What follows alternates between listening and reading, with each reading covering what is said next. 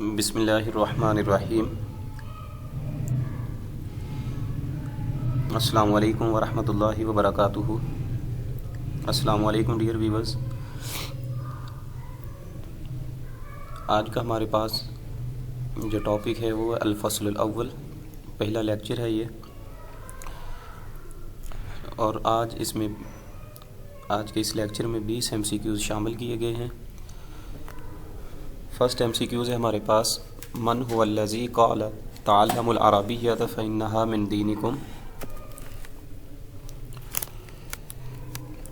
کہ یہ کس کا قول ہے کہ تعلموا العربیۃ فإنها من دینکم، کہ عربی زبان کو سیکھو، فإنها من دینکم، یہ تمہارے دین میں سے ہے، تمہارے دین کا حصہ ہے۔ 4 آپشن ہیں، ان میں سے جو کریکٹ آپشن ہوگا وہ ہوگا حضرت عمر فاروق رضی اللہ تعالیٰ عنہ۔ یہ قول حضرت عمر فاروق رضی اللہ تعالیٰ عنہ کا ہے۔ حضرت عمر فاروق رضی اللہ تعالیٰ عنہ نے فرمایا کہ تعلموا العربیۃ فإنها من دینکم۔ نیکسٹ کویسچن ہے، کویسچن نمبر 2 ہے ہمارے پاس، کہ ما اسم الشاعر العباسی ابو العطاہیہ۔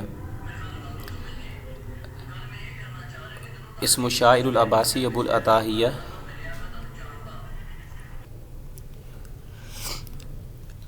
چار آپشن ہیں، ان میں سے جو کریکٹ آپشن ہوگا وہ ہوگا اسماعیل بن قاسم۔ ابو العطاہیہ یہ عباسی شاعر ہے، وہ شاعر العباسی شہیر جدا۔ ابو العطاہیہ اصل العباسی کا مشہور شاعر ہے، اور اس کا اصل نام جو ہے یہ اسماعیل بن قاسم۔ 2015 کا جو پیپر تھا لیکچرشپ کا عربی کا، اس میں یہ MCQs پوچھا گیا تھا کہ ابو العطاہیہ کا اصل نام کیا ہے، تو اس کا نام ہے اسماعیل بن قاسم۔ ابو العطاہیہ کے بارے میں ایک اور بھی MCQs پوچھا جاتا ہے کہ من هو الشاعر الذی لقب بشاعر الزہد والحکمہ، کہ کون سا ایسا شاعر ہے جو کہ جس کا لقب جو ہے شاعر الزہد والحکمہ ہے، تو یہ اسماعیل بن قاسم ابو العطاہیہ ہی ہے جس کا نام لقب شاعر الزہد، جس کی زیادہ شاعری جو ہے وہ زہد میں ہے، دنیا سے بے رغبتی میں اس کی زیادہ شاعری اس نے کی ہے۔ اسماعیل بن قاسم جو ہے یہ 130 ہجری کو یہ عباسی دور میں پیدا ہوا، اور اصل نام اس کا اسماعیل بن قاسم بن سوید ہے۔ اور ابو العطاہیہ، عطاہیہ کہتے ہیں گمراہ کن شخص کو، بے عقل، نادان اور مجنوں کے معنی میں بھی عطاہیہ استعمال ہوتا ہے۔ اور اس کا قبیلہ جو ہے یہ عنزہ ابن ربیعہ کے موالی تھے، اور مہنہ اس کا جب پہلے اپنے بچپن میں ایسے گزارا، اور اس کے بعد وہ محنت ہو، اس کا جو پیشہ تھا مٹی کے برتن بنا کر یہ بیچا کرتا تھا، اور ساتھ ساتھ اسی کی شاعری بھی، شعر بھی کہا کرتا تھا۔ اور اس کی جو شہرت ملی اصل میں وہ عباسی خلیفہ مہدی کی شان میں اس نے ایک قصیدہ کہا، تو وہ بہت مشہور ہوا، مہدی نے اس کو انعام و کرام سے نوازا، اور زیادہ تر جو ہے مہدی کے بارے میں اس نے ذو معنی جو اشعار تھے، کہ ایسے الفاظ استعمال کیے، ایسی شاعری کی جو ذو معنی تھی۔ تو بہرحال دوسرا ہمارے پاس جو MCQs ہے کہ ما اسم الشاعر العباسی ابو العطاہیہ و اسماعیل بن قاسم من الشعراء العباسی۔ کویسچن نمبر 3 ہے کہ اصل اللغت انما هو وحی او الہام من عند اللہ ھذا ما قالوہ۔ یہ کس کا قول ہے کہ اصل اللغت، لینگویج جو ہے اس کی اصل، اس کی بیسک جو بنیاد جو ہے انما ہوا وحی، وہ وحی ہے، او الہام من عند اللہ، یا کہ اللہ کی طرف سے الہام کی گئی ہے، کہ لغت کی جو اصل ہے وہ وحی ہے یا پھر اللہ تعالیٰ کی طرف سے الہام ہے۔ ھذا ما قالو، یہ کس نے کہا ہے؟ ابن جنی، احمد بن فارس، ابو الاسود، ابن خلدون۔ تو اس کا رائٹ آپشن ہوگا احمد بن فارس۔ احمد بن فارس کا یہ قول ہے، اس نے یہ لغت کی ڈیفینیشن کی ہے کہ اصل اللغت انما ہوا وحی او الہام من عند اللہ۔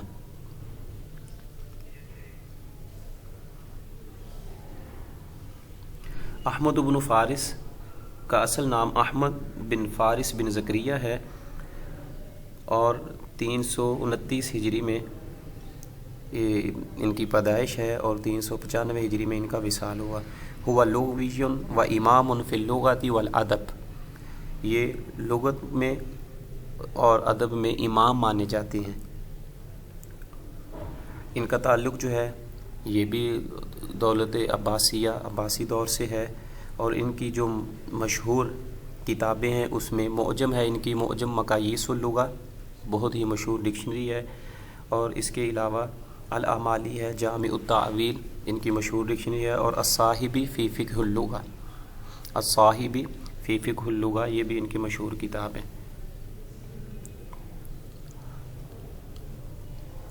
3 چیزیں اس میں جو یاد کرنے والی ہیں، ایک تو اس کی ڈیفینیشن جو اوپر ذکر کی گئی کہ یہ احمد بن فارس نے ڈیفینیشن کی ہے لغت کی، اس کے بعد ان کی مشہور ڈکشنری ہے کہ من ہوا صاحب معجم مقاییس اللغہ، کہ اگر یہ پوچھا جائے کہ مقاییس اللغہ کس نے تصنیف کی ہے تو وہ بھی احمد بن فارس ہیں، اور فقہ اللغہ میں الصاحبی فی فقہ اللغہ یہ جو کتاب بھی احمد بن فارس نے تصنیف کی۔ اس کے بعد کویسچن نمبر 4 ہے ہمارے پاس، من الشاعر الذی کان یقدمہ ویفضلہ ابو بکر علی باقی الشعراء، کون سا ایسا شاعر ہے کہ جن کو حضرت ابو بکر صدیق رضی اللہ تعالی عنہ نے باقی دیگر شعراء پر فضیلت دی اور ان کو مقدم جانا؟ امرؤ القیس، عنترۃ بن شداد، لبید، النابغہ۔ اس کا رائٹ آپشن ہوگا النابغہ الزبیانی۔ حضرت ابو بکر صدیق رضی اللہ تعالیٰ عنہ نے نابغہ زبیانی کو دیگر جتنے بھی شعراء تھے ان پر فضیلت دی اور ان پر مقدم جانا، تو اس کا 4 آپشن جو ہے یہ کریکٹ ہوگا۔ کویسچن نمبر 5 ہے ہمارے پاس کہ تاج العروس شرح القاموس تعلیف، تاج العروس شرح القاموس یہ کس نے تصنیف کی؟ مرتضیٰ زبیدی ہیں، کرامت حسین ابن فارس یا کہ ابن منظور؟ تو اس کا جو رائٹ آپشن ہوگا یہ ہوگا مرتضیٰ الزبیدی۔ تاج العروس شرح القاموس ہوا تعلیف لمرتضیٰ الزبیدی، مرتضیٰ الزبیدی نے تاج العروس شرح القاموس جو ہے یہ تصنیف کی ہے۔ احمد بن فارس کا ذکر کر چکے، ان کی جو ڈکشنری ہے وہ مقاییس اللغہ ہے، معجم مقاییس اللغہ، اور ابن منظور کی لسان العرب، ابن منظور افریقی کی لسان العرب ہے، اور تاج العروس شرح القاموس یہ مرتضیٰ زبیدی کی۔ اور اگر یہ پوچھا جائے کہ سب سے ضخیم ڈکشنری، سب سے بڑی جو ڈکشنری ہے وہ کن کی ہے، تو یہ بھی تاج العروس مرتضیٰ زبیدی کی، تاج العروس ہی سب سے جو بڑی ضخیم ڈکشنری ہے وہ تاج العروس ہے۔ مرتضیٰ زبیدی ہوا فقیہ و مؤلف و کاتب و محدث عراقی اصلہ من الیمن، مرتضیٰ زبیدی جو ہے یہ فقیہ بھی تھے، مؤلف بھی تھے، کاتب بھی تھے، محدث عراقی اصلہ من الیمن، ان کے جو آباء و اجداد تھے وہ یمن سے تھے۔ اصل نام ان کا محمد بن عبد الرزاق ہے، اور اشتہر بالسید المرتضیٰ، جو مشہور ہوئے السید المرتضیٰ کے نام سے مشہور ہوئے، اور طاعون میں مرض میں مبتلا ہوئے اور مصر میں انہوں نے وفات پائی۔ اور ان کی جو تاج العروس من جواہر القاموس 10 جلدوں پر مشتمل ہے یہ ڈکشنری۔ اس کے بعد ہے ما هو العصر الذهبی للادب العربی، کہ عربی ادب کا سنہری دور کسے کہا جاتا ہے؟ عصر الاموی کو، عصر العباسی، الفاطمی یا کہ عثمانی؟ تو اس کا کریکٹ آپشن ہوگا العباسی، سیکنڈ آپشن اس کا کریکٹ ہوگا کہ ما هو العصر الذهبی للادب العربی هو عصر العباسی۔ تو عربی ادب کا جو سنہری دور مانا جاتا ہے وہ عباسی دور ہے۔ اس کے بعد نیکسٹ کویسچن ہے کہ کتاب الحیوان الافہ یہ کس نے تصنیف کی ہے؟ البیرونی، الزمخشری، القزونی یا کہ الجاحظ؟ تو اس کا رائٹ آپشن ہوگا کہ الجاحظ۔ کتاب الحیوان جاحظ نے تصنیف کی ہے۔ اس کے علاوہ ان کی مشہور کتاب ہے البیان والتبیین اور الکتاب البخلاء اور اصل نام ان کا عمر بن بحر، اصل نام جاحظ کا۔ جاحظ کہتے ہیں جس کی آنکھ کا ڈیلا جو ہے وہ باہر ہو، آنکھ ٹیڑھی ہو تھوڑی سی، اسے جاحظ کہا جاتا ہے۔ نیکسٹ کویسچن ہے، کویسچن نمبر 8 ہے کہ من هو العدیب العربی الذی مات بسقوط الکتب علیہ، کون سا ایسا عربی ادیب ہے جو کہ جس کی وفات ہوئی بسقوط الکتب علیہ، جس پر کتابیں گریں اور اس کی وفات ہو گئی؟ تو اس کا رائٹ آپشن ہوگا الجاحظ۔ تھرڈ آپشن اس کا کریکٹ ہے کہ یہ بھی جاحظ ہی تھا، عمر بن بحر، کہ جس پر کتابیں گریں اور اس کی وفات ہو گئی۔ کتابوں کا بہت شوق تھا اسے، اور رات کو کتب خانے جو ہے یہ کرائے پر لیتا تھا اور کتابیں بکس اسٹڈی کرتا، تو صبح جب دکاندار آتا تو پھر اس کو دکان اس کے حوالے کر کے چلا جاتا، تو کتابیں گرنے سے اس کی ڈیتھ ہوئی۔ اس کو کویسچن نمبر 9 ہے کہ کتاب النقد الادبی قد الفہ، کتاب النقد الادبی یہ کس کی تصنیف ہے؟ تو اس کا رائٹ آپشن ہوگا سید قطب، سید قطب الشہید کی یہ کتاب ہے۔ اور سید قطب کا تعلق جو ہے وہ مصر سے ہے۔ آپ کی مشہور تفسیر فی ظلال القرآن وہ بھی آپ نے تصنیف کی، اور اس کے بعد آپ کی مشہور کتابوں میں الطفل فی قریہ یہ بھی مشہور کتاب ہے آپ کی، اور اخوان المسلمین جو مصر میں ایک تحریک تھی اس کے آپ رکن بھی تھے، اور 1966 میں آپ کا وصال ہوا ادیب شہیر و مفسر جدا فی المصری، کہ مصر کے آپ مشہور مفسر، ادیب اور ناقد ہیں۔ کویسچن نمبر 10 ہے کہ التشبیہ الذی حذفت منہ العادات ووجہ الشبہ یسمى، تشبیہ الذی حذفت منہ العادات ووجہ الشبہ یسمى، وہ تشبیہ جس میں ادات تشبیہ اور وجہ الشبہ یہ دونوں حذف کیے جائیں، اس تشبیہ کو کیا کہا جاتا ہے؟ یہ MCQs 2020 کا جو اس سال پیپر ہوا تھا لاسٹ ٹائم لیکچرشپ کا، اس میں یہ پوچھا گیا تھا، اور 2019 کے جو عربک ٹیچر کا پیپر تھا اس میں بھی یہ MCQs پوچھا جا چکا ہے۔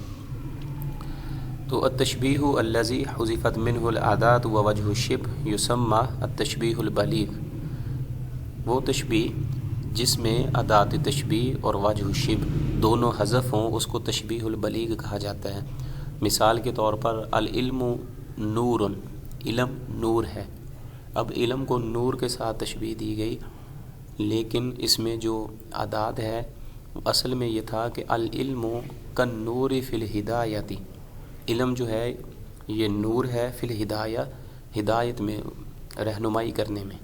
تو العلم کالنور کاف بھی حذف ہے، اس میں ادات جو ہے ووجہ الشبہ، اور اس کی جو وجہ شبہ ہے وہ بھی حذف کی گئی ہے، کہ ہدایت میں، رہنمائی کرنے میں علم جو ہے وہ نور کی مانند ہے۔ تو دونوں چیزیں اس میں سے حذف ہیں، تو یہ آپشن، یہ جو اگزامپل ہوگی یہ تشبیہ البلیغ کہلائے گی، العلم نور۔ تو تشبیہ ایسی تشبیہ جس میں ادات تشبیہ و وجہ الشبہ دونوں حذف ہوں اسے تشبیہ البلیغ کہا جاتا ہے۔ اس کے بعد ہے کویسچن نمبر 11 ہے کہ عدد و انواع الجناس، جناس کے انواع کتنی ہیں؟ تو اس کا رائٹ آپشن ہوگا، فرسٹ آپشن اس کا کریکٹ ہے کہ نوعان، جناس کی 2 اقسام ہیں، جناس تام اور جناس غیر تام۔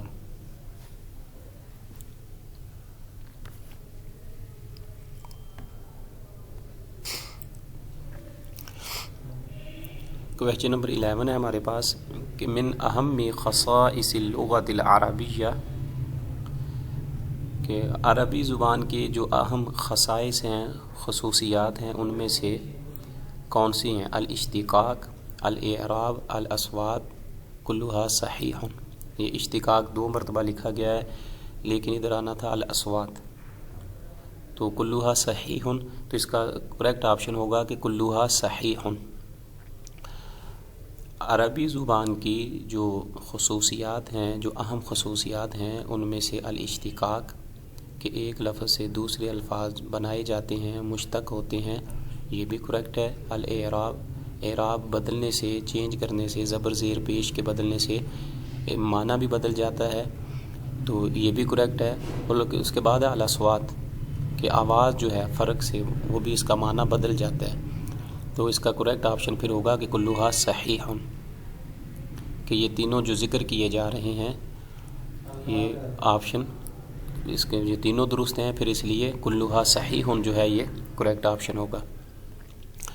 اس کے بعد ہے کویسچن نمبر 12 ہے کہ مل مقصود بیوم الفرقان الذی ذکرہ اللہ تعالی فی القرآن، کہ یوم الفرقان سے کیا مراد ہے جس کا ذکر اللہ رب العزت نے قرآن پاک میں کیا ہے؟